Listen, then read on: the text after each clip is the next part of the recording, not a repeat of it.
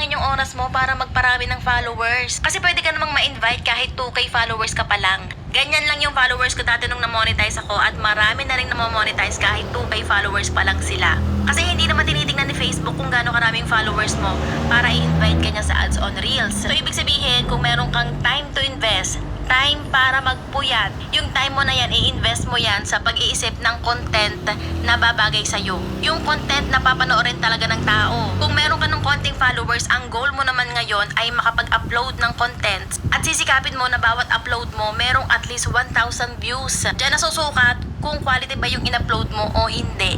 Tandaan nyo, lahat ng quality contents nagsisimula sa 1,000 views. Tapos kung magiging consistent ka pa, makikilala ka ng tao na ang gaganda nga pala ng mga ina-upload mo. Ifa-follow ka nila kahit hindi mo hilingin na i-follow ka nila. Para sa future mo. Siyempre, wala pang maniniwala sa'yo. Ikaw lang kasi yung nakakakita ng pangmalayong vision mo sa buhay. Sila ang nakikita lang nila yung maliit na uumpisa pa lang ngayon. Pero okay lang yan kasi alam mo sa sarili mo na lahat ng lumalaki nagsisimula sa maliit.